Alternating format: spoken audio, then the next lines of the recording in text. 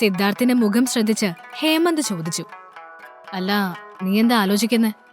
അമ്മയോട് ഇതെങ്ങനെ അവതരിപ്പിക്കുമെന്നാണോ?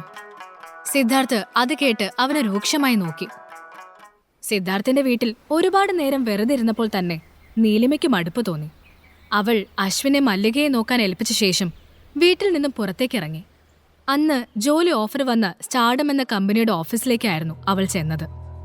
അപ്പോൾ അവിടെ ഒരുപാട് ആളുകൾ ബഹളം വയ്ക്കുന്നതും മറ്റും കേട്ടു. അവൾക്ക് ഒന്നും മനസ്സിലായില്ല. ആരൊക്കെയോ പിറുപിറുത്തുകൊണ്ട് ഇറങ്ങിപ്പോകുന്നത് കണ്ട നീലിമ അവിടെയുള്ള ഒരു പെൺകുട്ടിയോട് കാര്യം അന്വേഷിച്ചു. എന്തുപറ്റി? എന്താ പ്രശ്നം?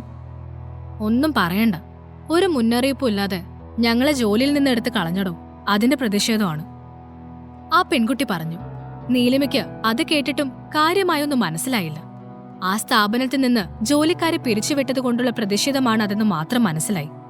ഇത്രയും പേരെ പിരിച്ചുവിടാൻ ശ്രമിക്കുമ്പോഴും തന്നെ അവരെന്തുകൊണ്ടാണ് ജോലിക്കായി ക്ഷണിച്ചത് എന്നവൾ ചിന്തിച്ചു. കൂടുതലൊന്നും അവളോട് ചോദിക്കാൻ നിൽക്കാതെ നീലിമ നേരെ ഓഫീസിന്റെ അകത്തേക്ക് ചെന്നു. അവിടെ റിസപ്ഷനിൽ ഒരു പുരുഷൻ ഇരിക്കുന്നുണ്ടായിരുന്നു. ഞാൻ നീലിമ, എനിക്ക് നിങ്ങളുടെ മാനേജർ ഒന്ന് കാണുമായിരുന്നു, നീലിമ പറഞ്ഞു. അവൾ ഓഫർ ലെറ്റർ കാണിച്ചപ്പോൾ അയാൾ മാനേജറുടെ അടുത്ത് നിന്ന് പെർമിഷൻ വാങ്ങി നീലിമയെ അങ്ങോട്ട് കയറ്റിവിട്ടു. ഗുഡ് ആഫ്റ്റർനൂൺ സർ, നീലിമ പറഞ്ഞു. Good afternoon, കൂട്ടിയിരിക്കെ. മാനേജർ അവളെ ക്ഷണിച്ചു. സർ, എനിക്കിവിടെ നിന്ന് ഒരു ഓഫർ ലെറ്റർ വന്നിരുന്നു, അതിന്റെ കാര്യം അറിയാനാണ് വന്നത്, നീലിമ പറഞ്ഞു. ഓ കുട്ടി, എനിക്കിപ്പോ അതിന്റെ കാര്യത്തിൽ യാതൊരു ഉറപ്പും പറയാൻ പറ്റില്ല. പക്ഷേ സർ, എനിക്ക് ഈ ഫീൽഡിൽ എക്സ്പീരിയൻസ് ഉണ്ട്, നീലിമ പറഞ്ഞു. നോക്കൂ കുട്ടി, ഞാനല്ല ഇവിടുത്തെ കാര്യങ്ങൾ തീരുമാനിക്കുന്നത്. ഈ കമ്പനി മൊത്തത്തിൽ ഒന്ന് പുതുക്കുന്നതിന്റെ ഭാഗമായാണ് കുട്ടിക്ക് ഓഫർ ലെറ്റർ കിട്ടിയിരിക്കുന്നത്.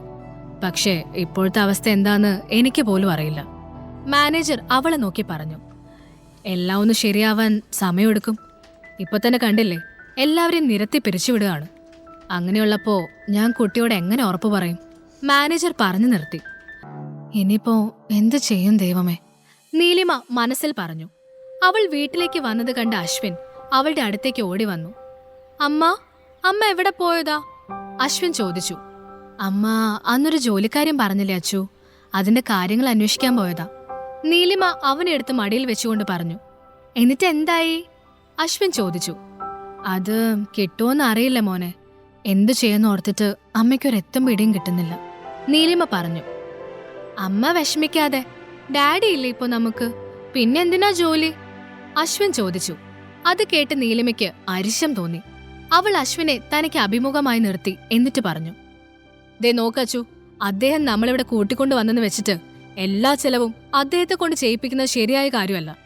അപ്പോഴാണ് സിദ്ധാർത്ഥ് അവിടേക്ക് വരുന്നത്. നീലിമ അശ്വിനോട് പറയുന്നതെല്ലാം സിദ്ധാർത്ഥ് കേട്ടിരുന്നു. അവന് അവൾ പറഞ്ഞത് കേട്ട് അവളോട് മതിപ്പ് തോന്നി. അപ്പോ എന്തേ മിസ് നീലിമ, കഴിക്കാൻ വരുന്നില്ലേ? ഓ സോറി, മിസ്സസ് നീലിമ സിദ്ധാർത്ഥ് വരുന്നില്ലേ? അവൻ അങ്ങനെ മിസ്സസ് ചേർത്ത് പറഞ്ഞപ്പോൾ നീലിമയ്ക്ക് എന്തോ അത് ഭയങ്കര ഇഷ്ടമായി.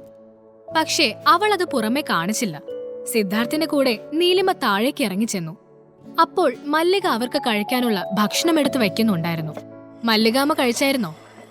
സിദ്ധാർത്ഥ് അവരെ കണ്ടപാടെ ചോദിച്ചു.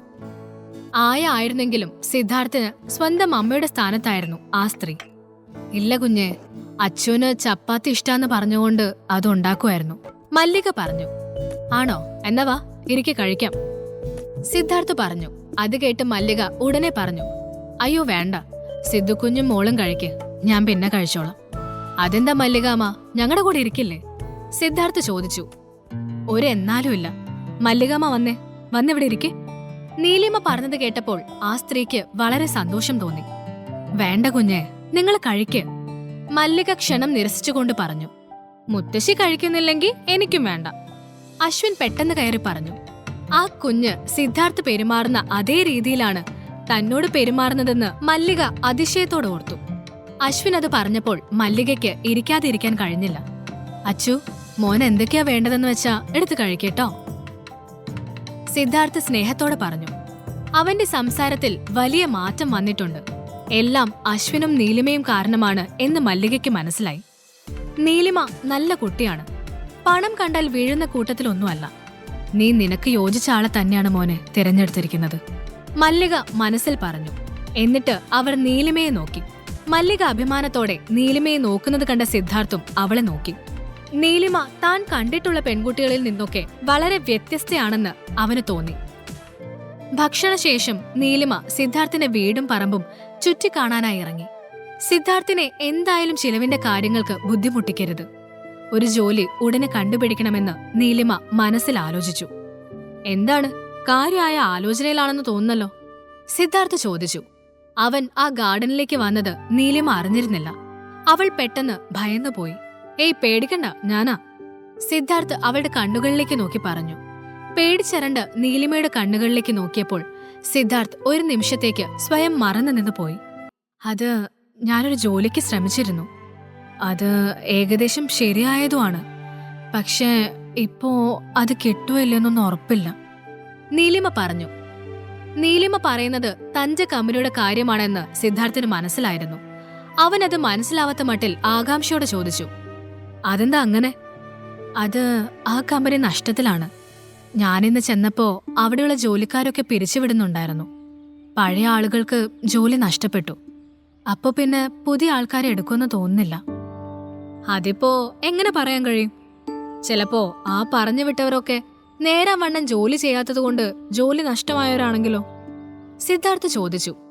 ഏയ്, അങ്ങനെയാണെന്ന് തോന്നുന്നില്ല. ആ കമ്പനി സാമ്പത്തികമായും മറ്റു നല്ല രീതിയിൽ ഡൗൺ ആണ്. പുതിയ ആൾക്കാരെ ജോലിക്ക് നിയമിക്കാൻ യാതൊരു സാധ്യതയുമില്ല, നീലിമ നിരാശയോടെ പറഞ്ഞു. സിദ്ധാർത്ഥ് അതിനു മറുപടി പറയാതെ അവളെ നോക്കി. പിന്നെയുണ്ടല്ലോ, അതിന്റെ മുതലാളി മഹാകോഴിയാണെന്ന് കേട്ടത്, നീലിമ രഹസ്യം പറയുന്ന മട്ടിൽ പറഞ്ഞു. കോഴിയോ? സിദ്ധാർത്ഥ് മനസ്സിലാവാത്ത മട്ടിൽ ചോദിച്ചു. ആ അതെ, ഈ പെണ്ണുങ്ങളുടെ കാര്യത്തിൽ വീക്ക്നെസ് ഉള്ളവരല്ലേ, അവരെയാ കോഴിയെന്ന് വിളിക്കുന്നത്, നീലിമ പറഞ്ഞു.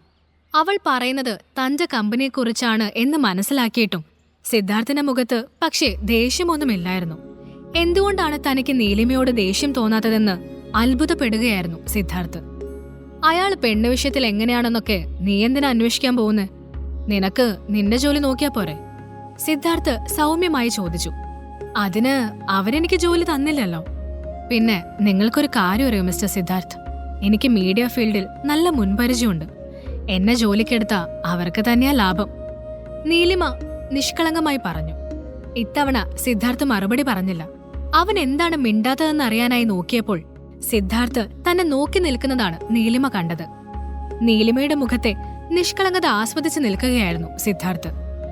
സംസാരിക്കുമ്പോൾ നീലിമയുടെ വലത്തെ കവിളിൽ ചെറിയ നുണക്കുഴി തെളിയുന്നുണ്ട്.